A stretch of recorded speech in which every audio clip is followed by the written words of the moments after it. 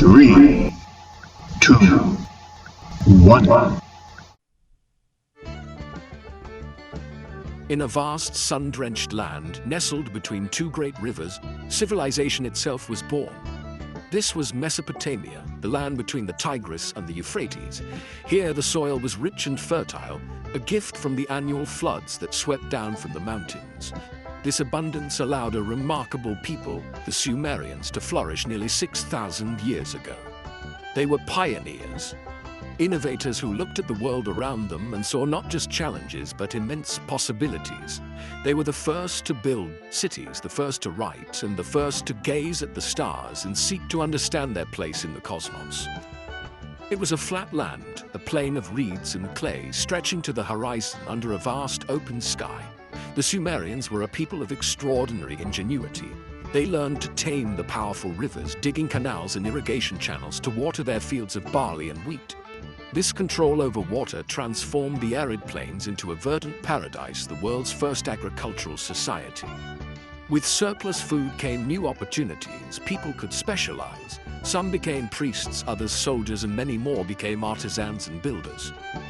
They created a complex society with laws, government, and a deep, abiding connection to the spiritual world. Their cities like Uruk, Eridu, and Ur became bustling centers of trade, culture, and religious devotion, shining lights in the ancient world. Life in Sumer was governed by the rhythms of nature and the will of the gods.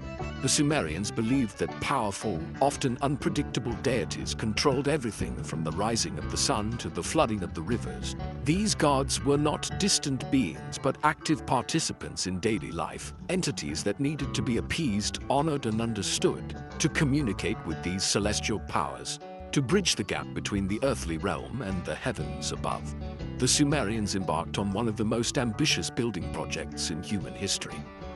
They decided to build mountains where there were none, stairways that would reach towards the very home of their gods. This profound desire for connection gave rise to a unique and awe-inspiring structure, the ziggurat. It was more than just a building. It was a statement of faith, a symbol of community, and a testament to human aspiration. In the flat landscape of southern Mesopotamia, these man-made mountains would have dominated the skyline, visible for miles around. They were a constant reminder to the people of Sumer of the power of their gods and their own remarkable ability to shape the world around them. These structures became the very heart of their cities, the sacred centers around which all of life revolved, linking heaven and earth in a bond of mud, brick, and belief. The ziggurat was not a place for public worship in the way we might think of a church or a mosque today. It was not a building one entered for communal prayer. Instead, it was considered a literal dwelling place for the gods. The Sumerians believed their patron deities would descend from the heavens to inhabit the small temple that stood at the very pinnacle of the structure.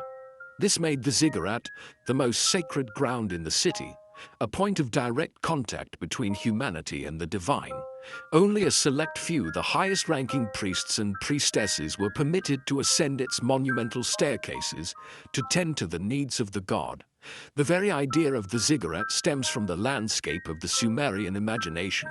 Living on a vast, featureless plain, they associated mountains with power, permanence, and the home of the gods. Since their own land had no natural peaks, they simply decided to build them. Each ziggurat was a symbolic mountain, a constructed link to the celestial realm. The name itself, from the Akkadian word, means to build on a raised area. It was an act of immense devotion, a community-wide effort to create a sacred landmark that would please the gods and ensure their continued benevolence upon the city and its people. The construction of a ziggurat was a monumental undertaking, often spanning the reigns of several kings. It required immense resources and the labor of thousands of workers. It was a project that united the entire community, from the farmers who supplied food, to the laborers who molded the bricks, to the scribes who recorded the inventories. This collective effort reinforced social structures and the authority of the king, who was seen as the chief steward of the city's patron god.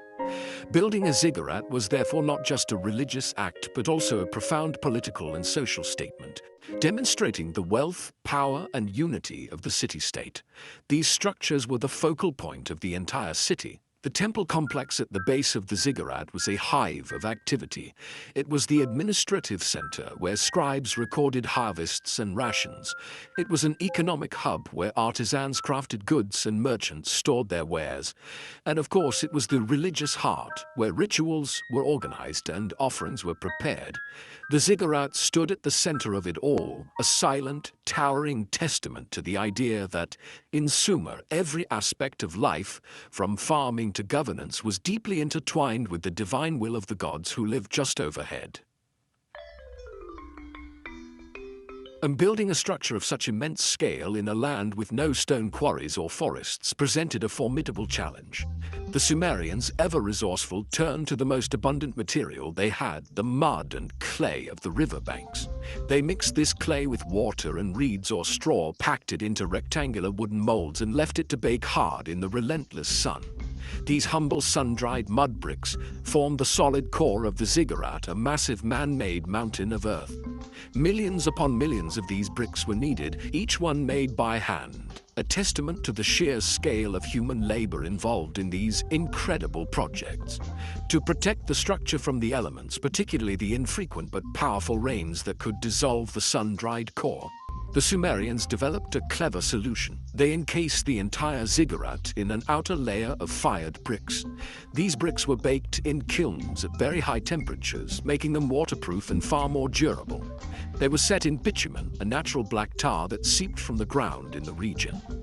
This sticky, waterproof mortar held the fired bricks in place and sealed the structure, ensuring its longevity. The contrast between the dark lines of bitumen and the pale fired bricks would have given the ziggurat a distinctive patterned appearance. The classic ziggurat form was that of the stepped pyramid. It was not a smooth-sided structure like the pyramids of Egypt, but a series of rectangular platforms or terraces built one on top of the other, with each successive level smaller than the one below it.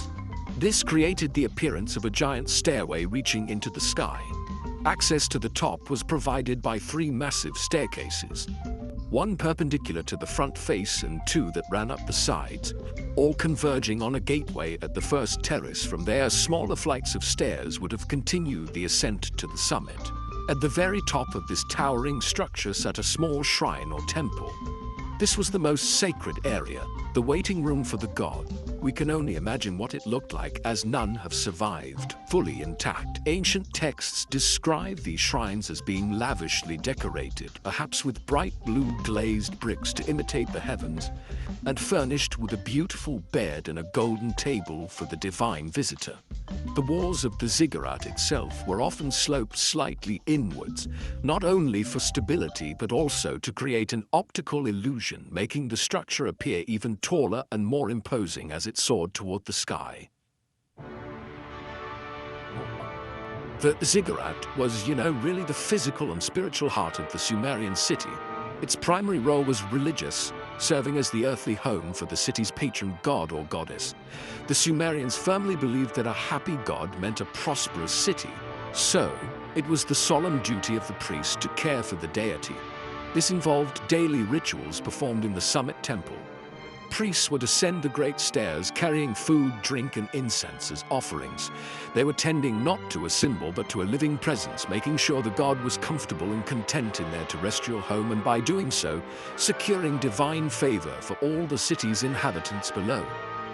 Beyond its sacred function, the ziggurat played a vital social and political role. It was a powerful symbol of the king's authority and piety. Kings often initiated the construction or restoration of a city's ziggurat to demonstrate their devotion to the gods and their right to rule. Inscriptions on the foundation bricks frequently bear the name of the ruling monarch, forever linking their legacy to the sacred structure. The ziggurat's immense size and central location also served as a constant visual reminder of the power of the state and the hierarchical structure of society, with the gods and their earthly representatives, the king and priests, right at the very top. The temple complex that sprawled around the base of the ziggurat was honestly the true center of daily life. This was the city's administrative hub.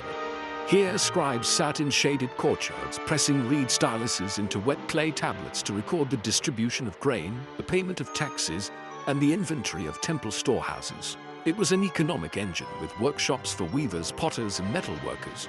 granaries stored the city's surplus food, providing a safety net against famine. The ziggurat complex was, in essence, a microcosm of the entire city-state, managing its wealth, its people, and its relationship with the divine. The ziggurat also connected the Sumerians to the sky in a very practical sense. Priests used the high terraces as astronomical observatories.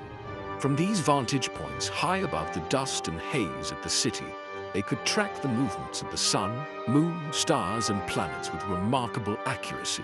This was not just an academic exercise. The celestial movements were believed to be omens from the gods, messages that could foretell floods, famines, or even the outcome of battles. By interpreting these signs, the priests could advise the king and help the people prepare for the future, making the ziggurat a vital link between the will of the heavens and the lives of mortals on earth.